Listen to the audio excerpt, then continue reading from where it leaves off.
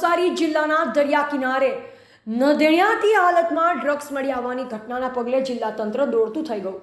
નવસારીના દરિયામાં તણાઈ આવેલ અને જલાલપુર તાલુકાના ઓંજલ માછીવાડ ગામમાં દરિયા કિનારેથી મળેલું ડ્રગ્સ ઉમદા પ્રકારનું ચરસ હસીસ હોવાનું ખુલ્યું છે.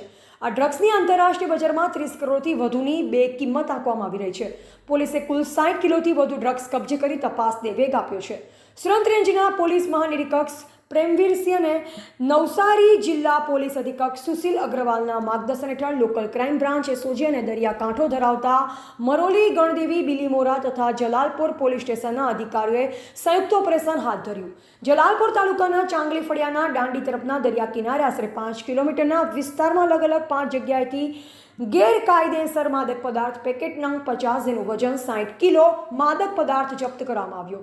દરિયાકાંઠેથી મળેલ હસીસ ડ્રગ્સમાં દરિયામાં 3 થી 4 મહિના સુધી રહ્યું હોવાનું સ્થાનિક માછીમારો અને નિષ્ણાંતો માની રહ્યા છે. પોલીસે હજુ પણ દરિયાકાંઠે આ પ્રકારે ડ્રગ્સના કોથળા મળી શકે તેવી આશંકા સાથે અલગ અલગ 12 ટીમો બનાવી દરિયાકાંઠાને ખૂંદવાનું શરૂ રાખ્યું છે. જોકે હાલમાં મળેલા ડ્રગ્સને વલસાડ અને સુરત જિલ્લાના દરિયાકાંઠેથી મળેલા ડ્રગ્સ સાથે સામ્યતા હોવાનું પણ સામે આવ્યું છે. પરંતુ એફએસએલ રિપોર્ટ બાદ તમામ ડ્રગ્સના પેકેટ વચ્ચેની સામ્યતા કહી શકાશે. હાલમાં પોલીસે આ મુદ્દે જલાલપુર પોલીસ મથકમાં ફરિયાદ નોંધી તપાસને વેગ આપ્યો છે. દક્ષિણ ગુજરાતમાં મળેલા ડ્રગ્સના પગલે દક્ષિણ ગુજરાતનો દરિયા કિનારો જાણે ડ્રગ્સની હેરફેરનું સ્થળ બની ગયું હોય તેમ એક પછી એક જિલ્લાઓમાં ડ્રગ્સનો બિનવાર્ષિક જથ્થો મળી રહ્યો છે. બિનવારસી ડ્રગ્સનો જથ્થો આવ્યો ક્યાંથી અને જો આવ્યો તો કયા દેશમાંથી અને કોણ લાવ્યું? ઉર્દુ પેકેટમાં પેક કરેલ અને પાણીમાં ન પલળે તેવું 5 લેયરવાળું પેકિંગ ક્યાં કરવામાં આવ્યું? સમગ્ર ઘટનાક્રમ પોલીસ તપાસ બાદ જ માલુમ પડશે. ટીવીટી ન્યૂઝ નેટવર્ક સાથે રિપોર્ટર રસીદ બાણા, નવસારી.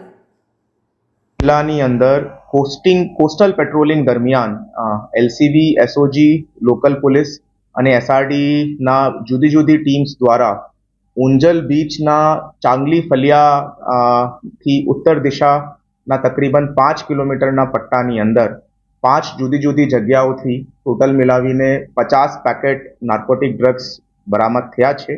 તે એફએસએલ દ્વારા સ્થળ ચકાસણી કરાવતા આ નાર્કોટિક ડ્રગ્સ હશીશ હોવાનું પ્રાથમિક દ્રષ્ટિએ પ્રસ્થાપિત થાય છે.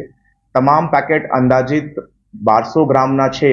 ટોટલ સીઝર પેટ્રોલિંગ દરમિયાન 60 kgsનો થયો છે, જેની આંતરરાષ્ટ્રીય માર્કેટની અંદર અંદાજિત કિંમત 30 કરોડ રૂપિયા આંકી શકાય છે. આ તમામ પોલીસની પ્રક્રિયા આ કેસની અંદર અત્યારે હાલ ચાલુમાં છે અને એફઆઈઆર લેવાની કાર્યવાહી પોલીસે હાથ ધરાવી છે. કેટલા સમયથી દરિયામાં હોય શકે અને કેટલા લેયરમાં આ ટોટલ જો પેકેજિંગ કરવામાં આવી છે તે દરેક પેકેટ જો છે અંદાજિત 1200 ગ્રામનું છે અને દરેક પેકેટની અંદર 5 લેયર ઓફ પેકેજિંગ કરવામાં આવી છે, જેમાં સૌથી ઉપર એક ટ્રાન્સપેરન્ટ પારદર્શક પ્લાસ્ટિકની પેકેજિંગ છે, એની અંદર સેકન્ડ લેયરની અંદર કાપડની પેકેજિંગ છે અને થર્ડ, ફોર્થ અને ફિફ્થ લેયરની અંદર ફરીથી પ્લાસ્ટિકની પેકેજિંગની અંદર જોવામાં મળે છે.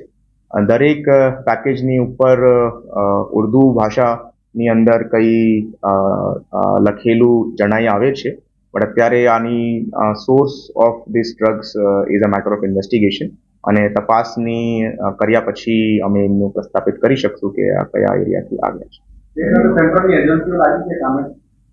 અત્યારે અમારી કોસ્ટલની જો કોમ્બિંગ એક્સરસાઇઝ છે તે ઓર તીવ્ર ગતિથી વધારવામાં આવી છે અને અત્યારે ટોટલ 12 જેટલી ટીમ્સ જો છે આખા નવસારી જિલ્લાના કોસ્ટલ વિસ્તારની અંદર મરોલીથી લઈને મરીન પોલીસ સ્ટેશનના તમામ પોલીસ સ્ટેશન વિસ્તારની અંદર અત્યારે આ શોધખોળ ચાલુમાં છે.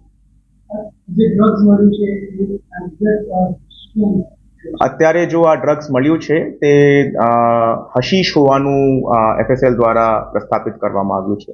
તે એક બ્લેક કલરનું ગોઈ સબસ્ટન્સ હોય છે, તો એ પોઝિટિવ કન્ફર્મેશન હશીશનું પ્રસ્થાપિત થયો છે.